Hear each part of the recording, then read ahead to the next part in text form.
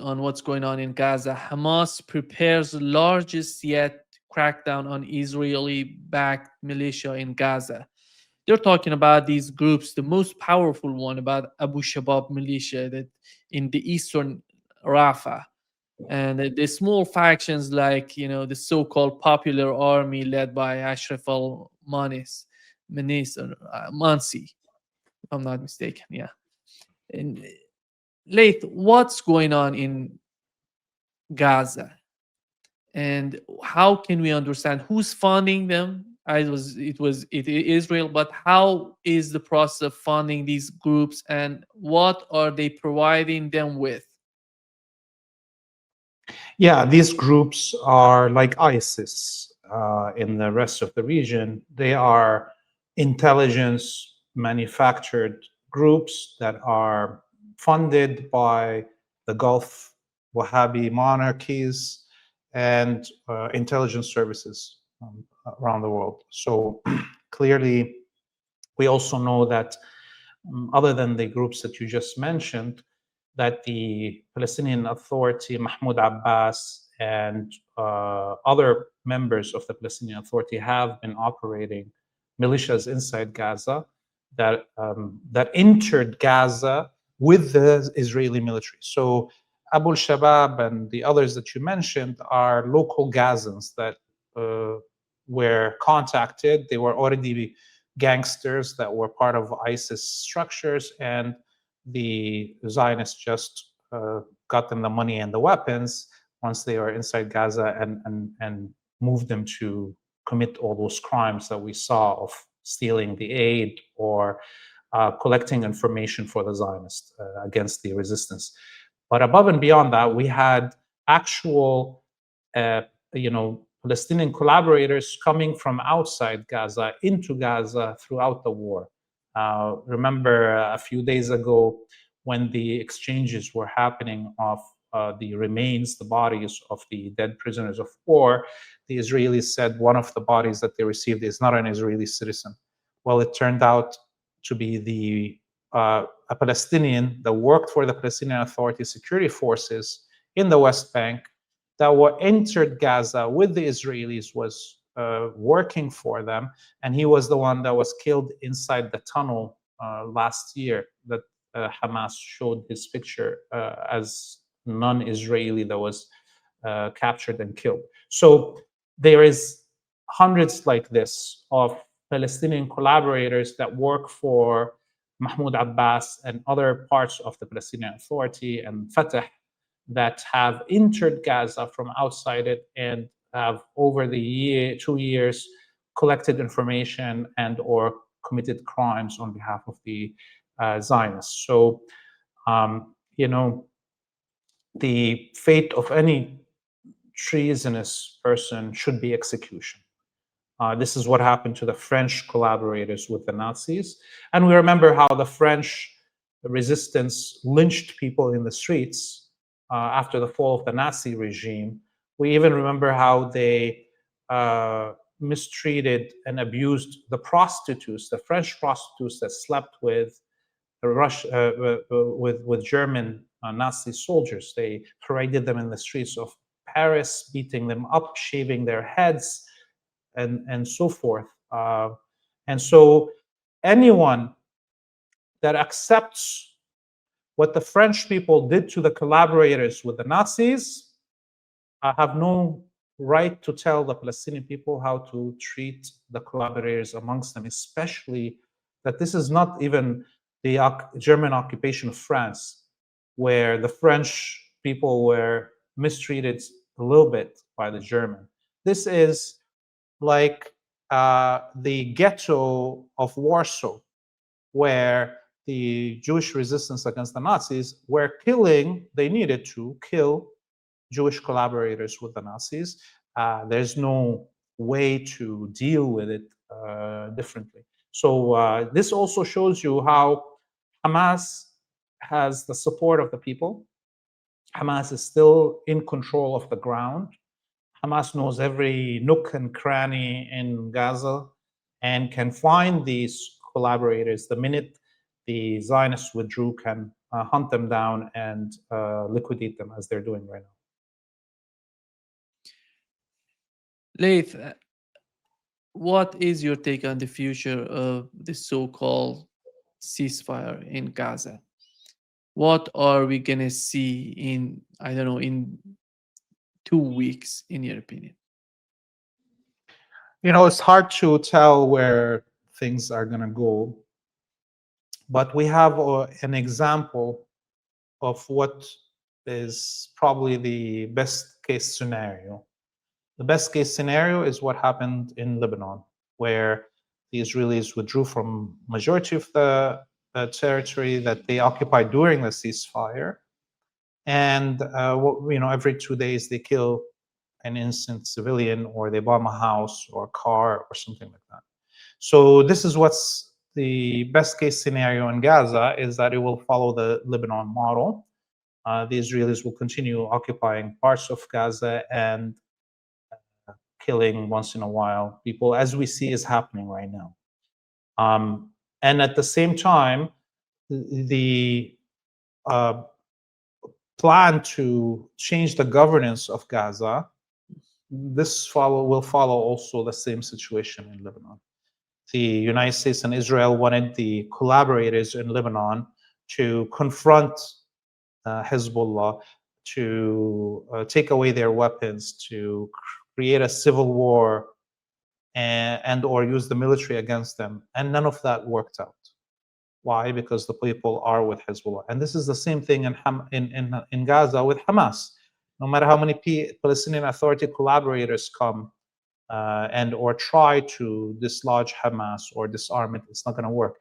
Even now that we're hearing about the US and Egypt wanting to have an international force inside Gaza, meaning an occupying force. Well, if the Egyptian military enters Gaza, they will face the same resistance that the Israelis have faced. Anyone that tries to occupy Gaza right now will have to fight the Palestinian people and the resistance. It's not, although the West wants to follow the model of Haiti, where all these, occupying forces are raping and pillaging the country, and everybody forgot about what's happening in Haiti.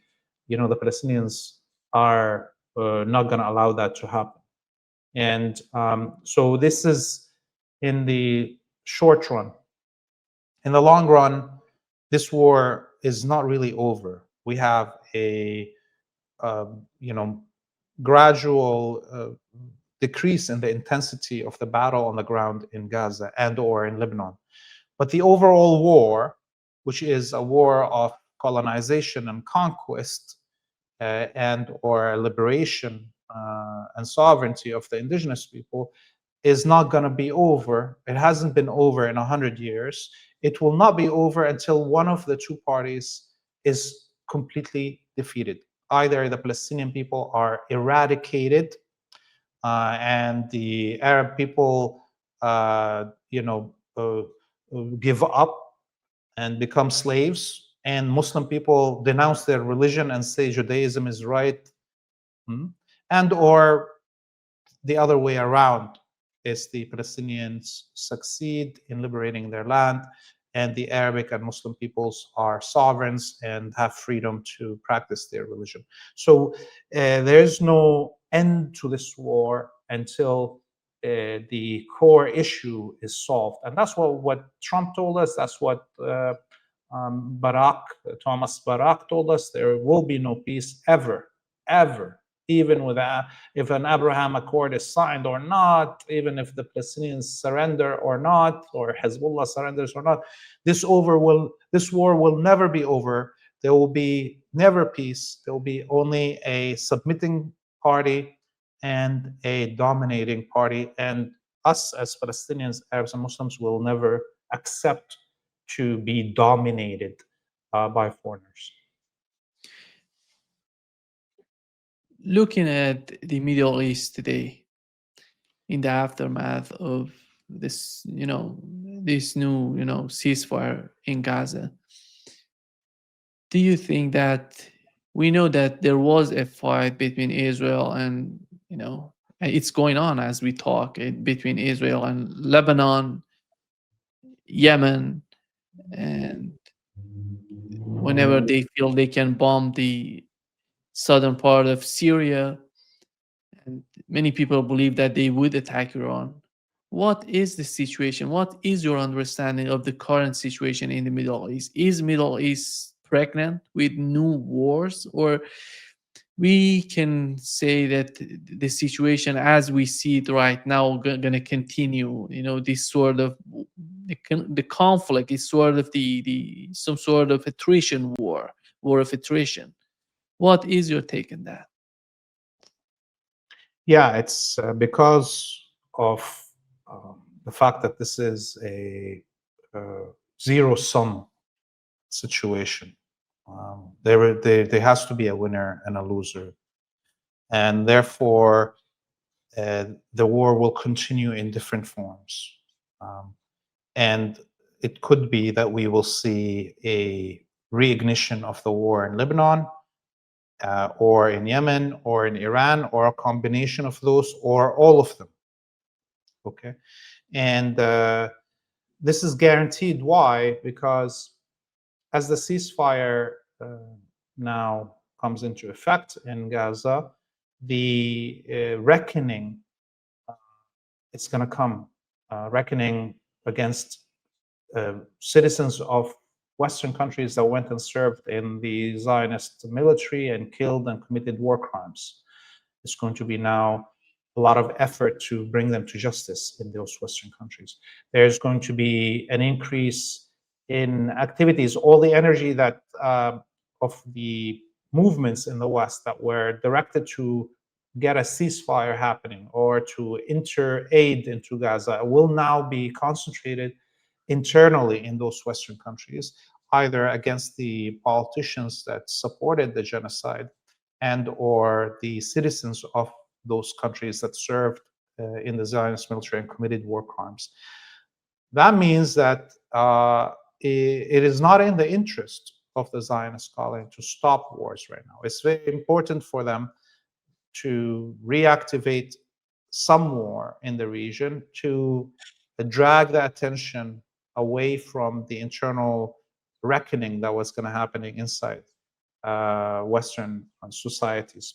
So I think we're going to see a war. I don't know which of those three battlefields or a combination of, and how fast it's going to happen. But we saw over the last 48 hours, the Israeli military conducting exercises in the Golan Heights, mainly clearly, hinting to possible war on Lebanon, that there will be an invasion. Yesterday, I was in the corner area between Palestine, Lebanon, and Syria, recording about the new bases inside the Golan Heights and new occupation points that are very close to the most important highways in Syria and Lebanon, where the Israelis can attack from and have huge effects on the country, both Syria and Lebanon. On the other hand, we also shouldn't, totally forget what's happening in Syria. Syria right now is on the precipice of armed struggle. The populations in the south of Syria, the Daraa province that's just beside the Golan Heights, where supposedly the first demonstrations against the Assad government came out, the tribes and families of Daraa have just announced that they are arming themselves and that they are in contact with Iran and Hezbollah to mount a resistance against Israeli occupation of South Syria.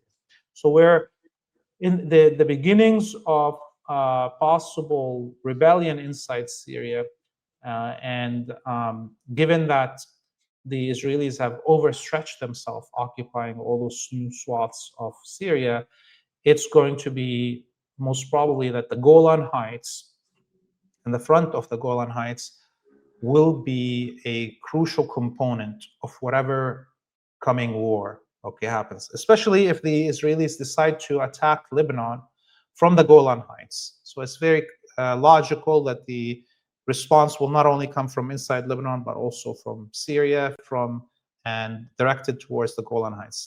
So that's clear to me. I know there is not a lot of people that are reporting about what's happening in Syria, and this is in a way kind of the on purpose that the Western media doesn't want to tell people what's happening in Syria, because it is not all lost. Syria is not all lost. The tools of the West are very weak. The Wahhabi death squads, Al-Jolani, and those who come with him from Central Asia are not in control of the country. There's too many, what do you call them? Too many hats, okay, in control on the ground. The Americans, the Israelis, the Kurds, the Turks, the Russians, and everybody's backstabbing everybody because they're all thieves, and there's no honor among thieves, right?